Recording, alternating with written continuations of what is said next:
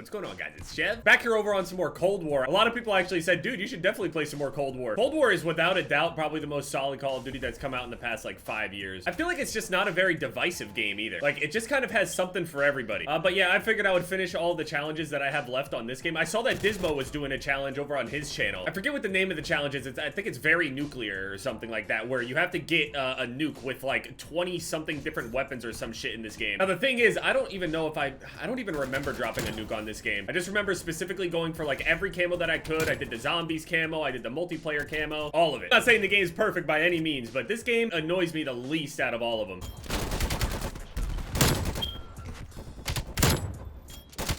Now, I'm not gonna go and do that challenge because I'm not really a nuke kind of guy, especially on these games. Maybe if I like run a bit more TDM and stuff like that, the nukes would be a bit more possible, but like as a solo player, it's not easy to get all those nukes. So seeing him do those challenges, obviously, hey, I got inspired. I decided to go and look to see what challenges and things that I have left unfinished on this game, and well, I'm kind of sick to my stomach. So I have this UGR, this SMG, a rifle SMG hybrid weird thing. I have a shotgun secondary that's not done, and I have like 5 or 6 different melee weapons that aren't dark matter either. For a while, I was actually going for all of the camos on all of the weapons in both zombies and this, which I had done for a while, but obviously falling behind. And also, I'm not doing like 6 or 7 different melee weapons for, no, absolutely not. I could do them for multiplayer, which sounds absolutely horrible. I mean, if you guys want me to go and complete 100%, let me know down in the comment section and leave a like on this video and I'll do it. So it's only a handful of things that aren't actually finished. If this video gets like 20K likes, I'll definitely at least, you know, finish out the rest of the weapon for multiplayer. I'll take my time to go and do this. I actually think Cold War is a really easy game to just like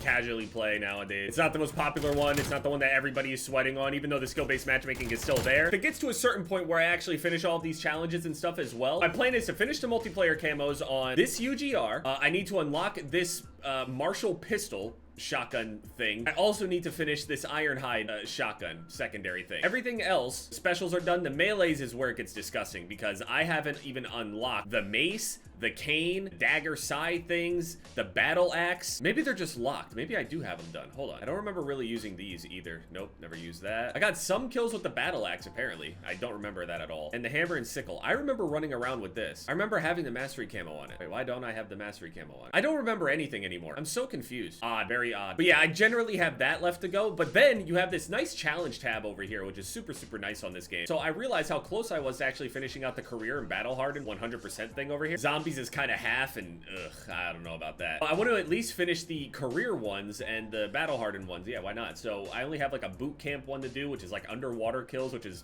weird. Cooked frag grenade kills, kills with turrets and shit. Like just weird little shit that I just never touch. Destroy 100 enemy driven or piloted vehicles. I don't destroy a ton of vehicles just because I don't play a lot of modes with vehicles. Score streak kills. Yeah, I don't usually use lethal kill streaks on this game. I'm usually UAV, air patrol, and hard. So I would have to go and switch that around a little bit. Yeah, there's a bunch that I can do. And also, speaking of a lot to do, today has a shit ton of like events and stuff like they got the UFC event tonight, which is Sandhagen versus Font. You got the Jake Paul Nate Diaz boxing match, which I mean, whatever. Evo is currently on. Evo yesterday was crazy over on Mortal Kombat 11. I know that the game is, you know, in its final year or whatever, but the shit was crazy. High level. Ninja Killa ended up winning that whole thing. Holy shit, the comeback was crazy. He had to come out of loser's bracket. The whole storyline was crazy. You just have to watch it to understand. There's these two twins that were dominating in the tournament. The twins ended up playing against each other. They were destroying everybody. Twins eventually met up in the winner's bracket, and one of the twins had to obviously win over the other in that match. So one twin sits there waiting for the grand final, sends his twin down to the loser's bracket to fight Ninja Killa, who has to claw his way back, so he has to beat one of the twins there,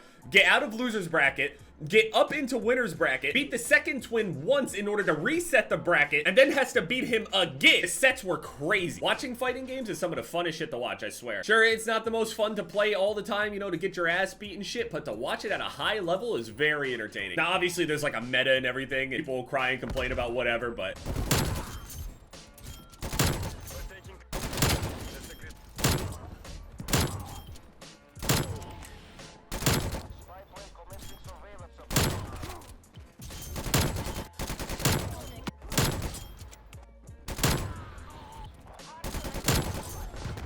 Got a harp, hold on.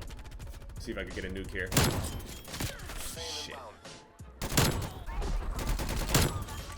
All meta ammo. Oh shit, that's bad.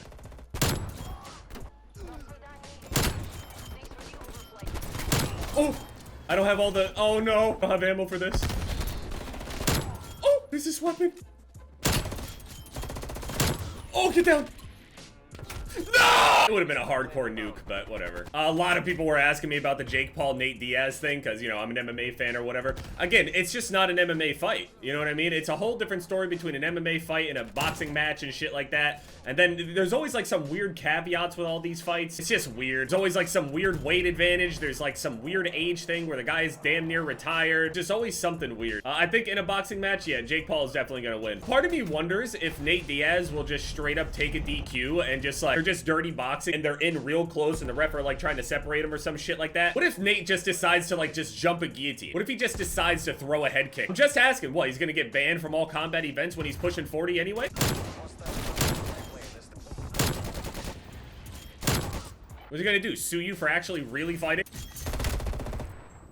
This guy really needs hipfire kills. What the fuck? So yeah, I think in a boxing match, Jake Paul will probably win. And also understand that this isn't a thing where it's just like, I'm trying to hate on Jake or whatever. It's just, this is how it will always be. The same thing with like Ngannou stepping up to fight Tyson Fury. Obviously, the boxer is gonna win the boxing match. And again, also understand that it's not just a regular boxing match. So you'll have a boxing referee in there that's watching a quote old 38-year-old Nate Diaz, MMA guy who's never had a professional boxing match in his entire career. I'm telling you, if Jake even hurts him one time or there's like 3 too many unanswered shots or some shit like that, I could totally see a situation where Nate kind of gets hurt but isn't completely put away and the ref will just step in. Like Nate doesn't even need to be hurt that badly for the ref to step in.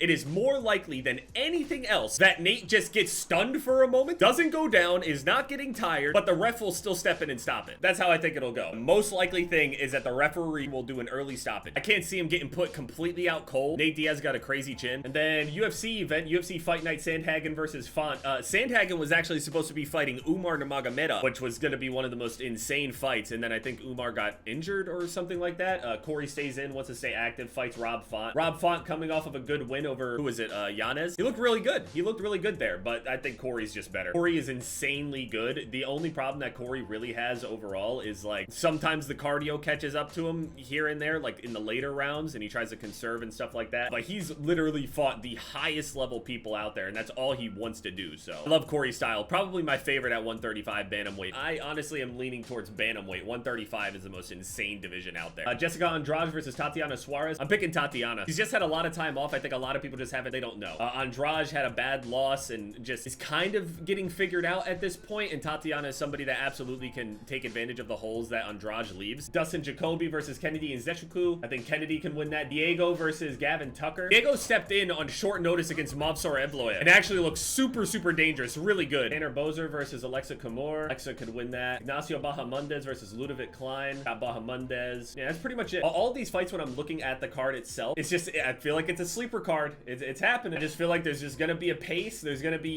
just a lot of entertaining styles on this whole thing. Jeremiah Wells against Carlston Harris is gonna be a barn burner. Tony Barcelos versus Kyler Phillips. Lee Quarantillo always in wars. I think the biggest fighting game at the moment over at EVO is the newest one, I'm pretty sure, was Street Fighter 6. It's got like the most participants and all that, and that game's also insane. Also, like I was talking about, people got a lot of gameplay from Mortal Kombat 1. There was like a bunch of people recording screens and shit like that. Apparently dash blocking from Mortal Kombat 9 is there, like movement and stuff like that. One of the biggest complaints that I had when I was playing Mortal Kombat 1 when I was uploading it, I was talking about how nice all the combos and how fluid and quick your character feels when you're in the middle of comboing and jumping up and knocking them back down and bouncing them off the ground and juggling people and stuff. It feels great, but you got all that nice quick movement, and then your character kind of felt like they were a little stuck in the mud. Apparently they ended up speeding that up. I ended up seeing some clips out there. You can dash block and shit now, which definitely will speed things up. So everything's lining up so beautifully. Oh, I'm so ready.